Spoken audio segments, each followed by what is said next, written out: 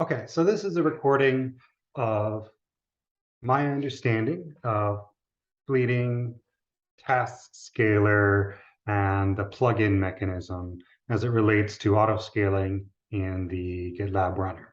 So this is based on the original proof of concept merge request that Aaron put out. It's kind of a point in time artifact.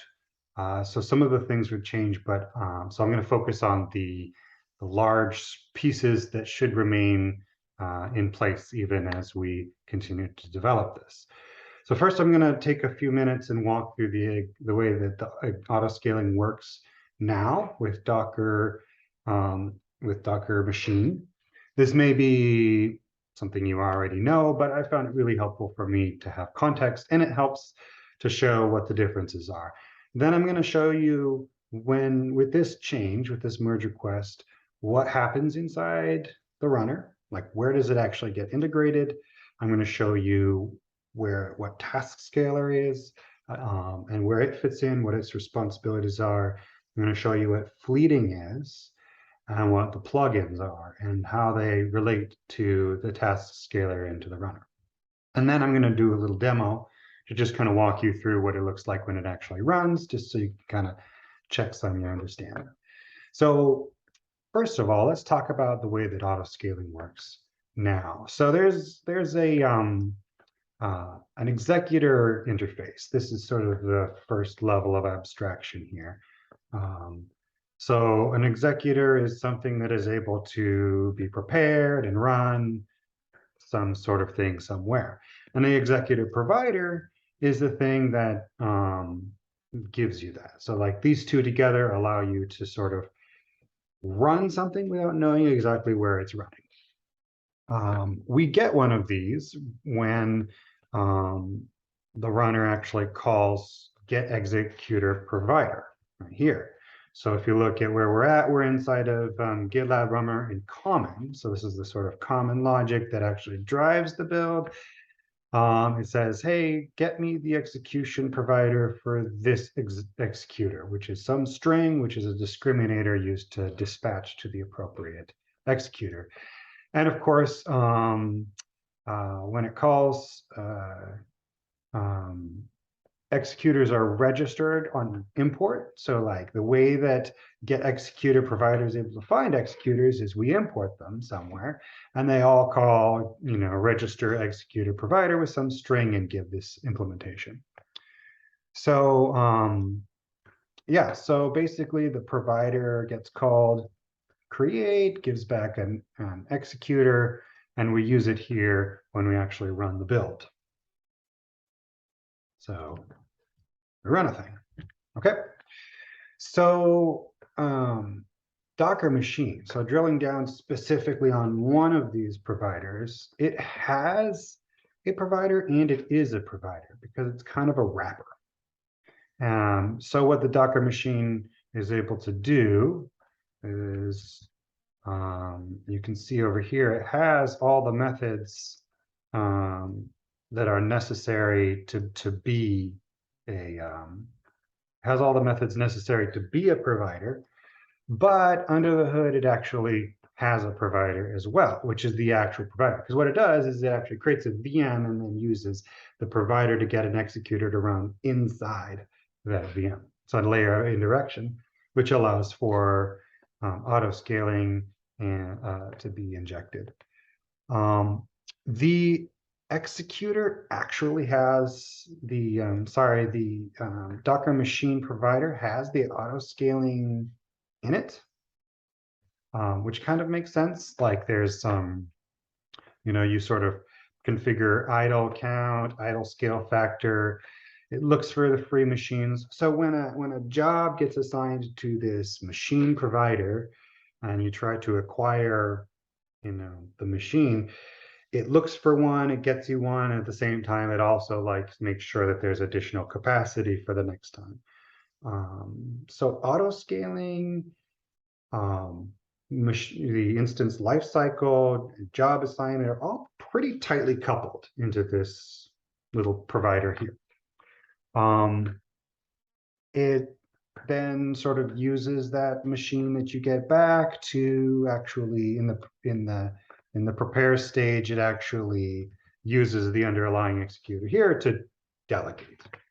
So that all kind of makes sense. So that's the existing state of auto scaling, tightly coupled with Docker machine, and all of those various considerations are coupled together.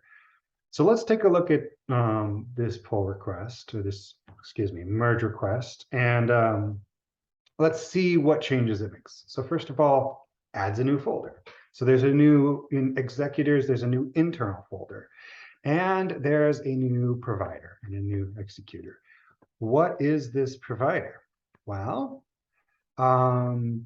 it's another layer of indirection because it has a provider. So if you look at this provider, this is how we get Taskscaler and Fleeting into the existing runner. So we sort of like provide this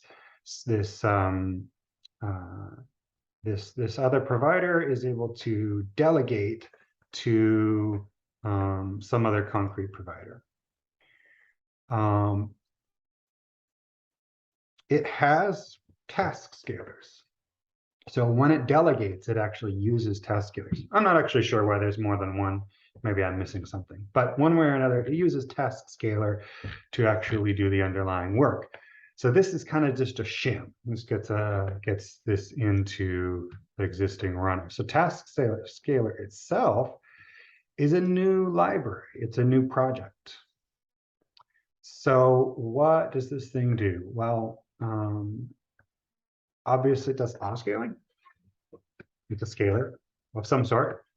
So here it has this loop where it continuously sort of checks the number of machines that we want and scales to that number of machines. So there's the primary job of the task scaler is to sort of in a loop on the side, kind of like keep the auto scaling going, just like pay attention to how many are used and what the idle factors we want. So this is a re-implementation of the auto scaling algorithm that is in the machine, the Docker machine provider, but it's just that. So it's the same algorithm, but it's the re-implementation. And this is the intended to be the only implementation. Like they all should be able to be replaced by this one auto scaling component. So in addition to, of course, auto scaling, it needs to be able to provide access to the underlying pool. So the runner can actually call acquire and get a instance. You can gets the information about how to connect to it, just like it did before, actually. And the actual instance. So what is an instance? The instance is actually just a concrete like VM with a little bit of lifecycle metadata around it. So like, is it acquired? How many, how many times has it been used? If you can fit more than one job in it, how many jobs can it fit now? Stuff like that. So what you have here inside Taskscaler is now auto scaling logic sort of on one side, and then some life cycle as well. But it's just our specific part of the life cycle. Like a lot of it is delegated out to the actual Fleeting implementation. And we'll get to that in just a minute. So VMs actually get created by calling Fleeting. So here you can see that there's a Fleeting provisioner, and we're able to request n instances, and it will create them for us, which is great. So you can see this is the actual scale loop here. We're requesting to have enough instances to have the desired capacity.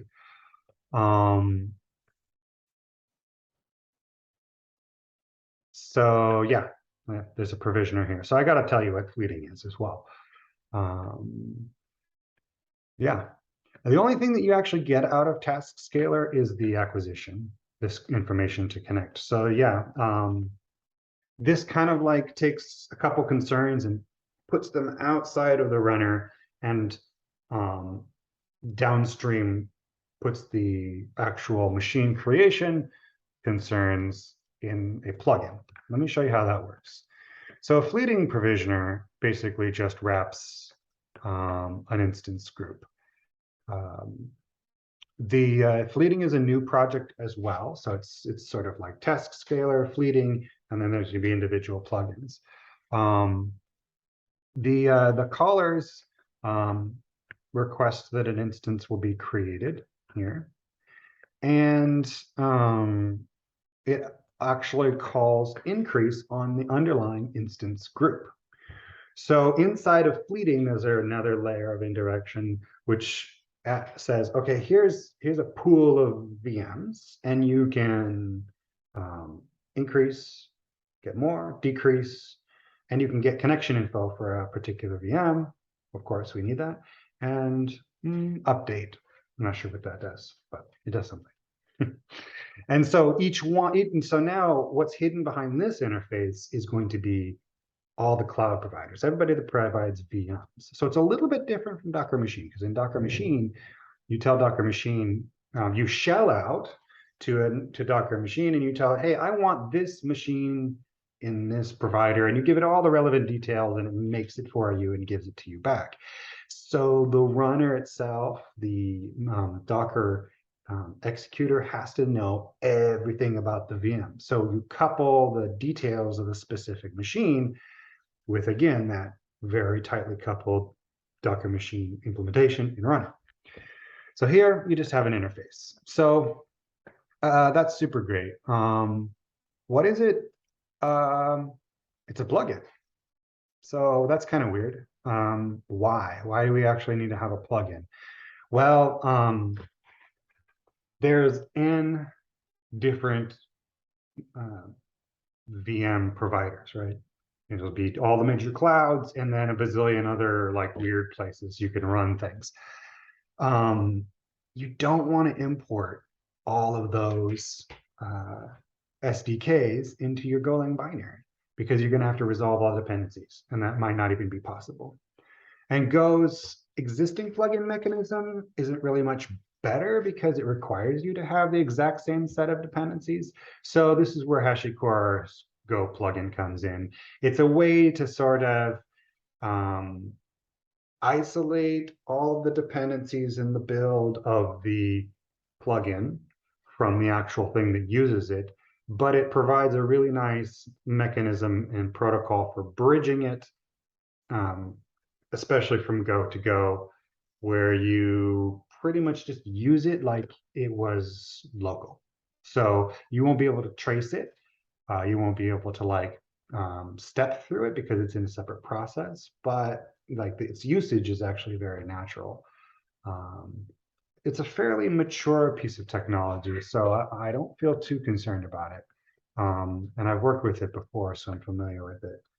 But so yeah, like this is actually where the increase call goes in the Golang, in the plugin itself. Sorry, this is not where it goes in the plugin. This is on the fleeting side when it calls the plugin. So you see there's some gRP server stuff. You know, you don't need to worry about the gRP stuff. That's not really, unless you're creating a plugin, you don't need to worry about it. And it's fairly standard, like boilerplate code. A lot of it is already taken care of by the library. So let's take a look at the actual plugin. So we're going to jump over here to a new project called the Google Fleeting Plugin Google Compute. And it will start up as a binary like this. You know, it just kind of says start this plugin. And the place where it actually shows up is here. So you remember that call to increase on the fleeting side? Well, it gets sort of transported. It got serialized through gRPC, sent through standard in to this process, deserialized, and then materialized into this concrete instance group, where it's actually able to do things like call a specific cloud provider, like instance group managers, and request that you create some instances. So yeah, the serialization is a little bit magical. It's nice that it's gRPC, because we can revise the parameters. You know, there's a proto file, you just add something new to the proto file and then generate the Go files, and then you could just use it on both sides. So you can use the usual service mechanisms of iterating on the API itself. You don't have to worry about the wire protocol. Just modify the proto itself. Yeah, so that's where VMs come from, which is an important question. All right, so let's actually see how this thing works.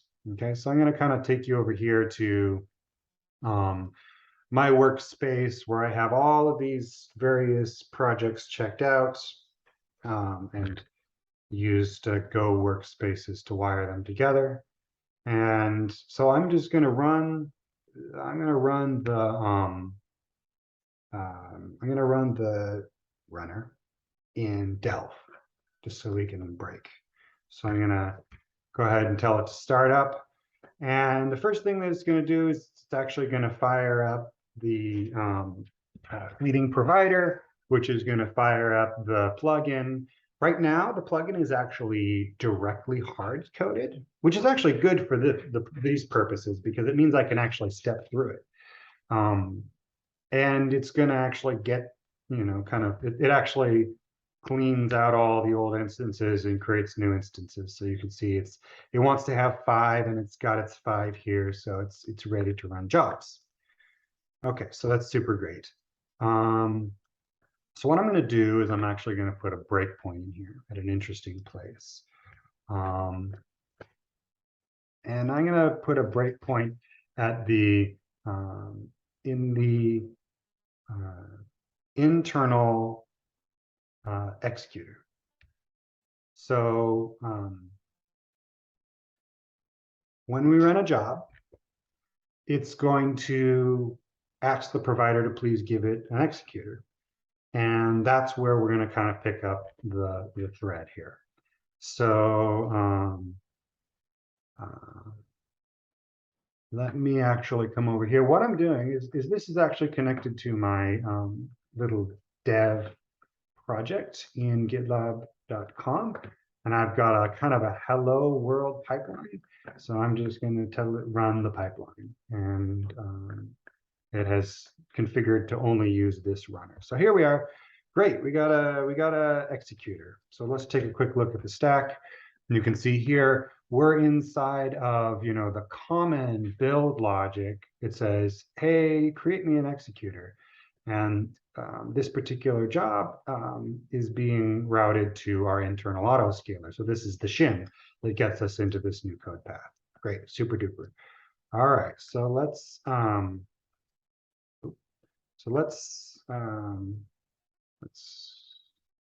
to the next step. Okay, great. We're gonna return this executor.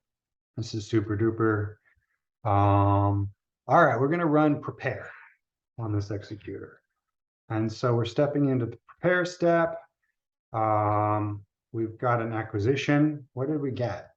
Have a look. Okay. Nothing yet. Okay, we get a key, context, blah, blah, blah. Okay, here we go. This is an interesting bit. All right, so we're going to ask the provider to get a runner Taskscaler. And after we get the Taskscaler, we're going to actually call acquire on it. And we're going to say, hey, give me a machine. So let's print acquire. And hey, look at that. We have some IP addresses. We have some connect info. So now we actually have a place to run our job. So I'm just going to kind of say continue, and it's going to run the first step in my pipeline, blah, blah, blah. This is super great. Okay, and the next job is going to run, and then we're going to be right back here at the executor.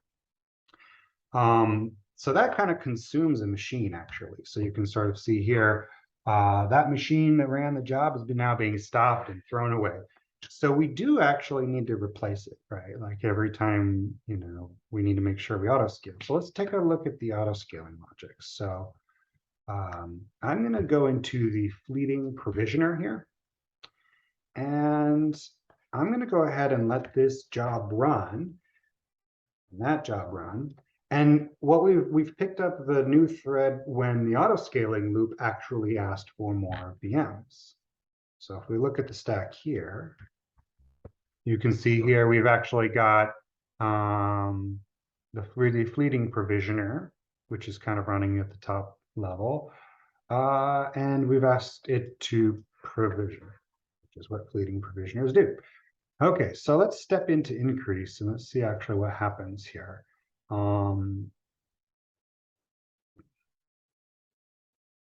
So we want some instances. Okay, great. And actually, I don't know if you noticed this or not, but we actually kind of jumped straight into the Google plugin.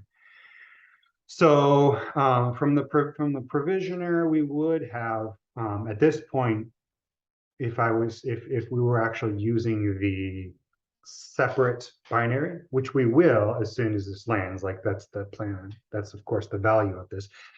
We would have actually kind of gotten stopped at the gRPC server, and then but as it is, we actually can see what we're actually inside of the fleeting plugin, which is where we would end up, and it just kind of just creates VMs in the usual way. So that's kind of it. VMs get replaced, jobs run, pipeline succeeds. So clear all the rest of the breakpoints and let it just kind of go to 10. So that's a high level summary of how these pieces fit together. The runner sort of like we shim in a new provider, which delegates to the Taskscaler. The Taskscaler can take in any other provider, execute a provider. So you can actually take any of the providers that we have, Docker, Shell, et cetera, and you can ultimately give those to Taskscaler because Taskscaler's job is just the auto scaling. And then when you actually configure the runner, you actually tell it what plugin it should be using. And here it will actually start the appropriate plugin. So you see, this is hard coding, but what it'll do here is it'll use Go plugins mechanism to actually launch and manage the actual separate process. So Taskscaler only has auto scaling, but it can be parameterized with any provider, and it can be parameterized with any specific fleeting plugin. So you can run anything, anywhere. And in fleeting is sort of the additional logic of like how many times you've used stuff, all the layer that we put on top of the actual concrete instance group. So that's pretty much it. You may see some changes to the code, but I think the concepts should be fairly stable. So that's it. Thanks for watching.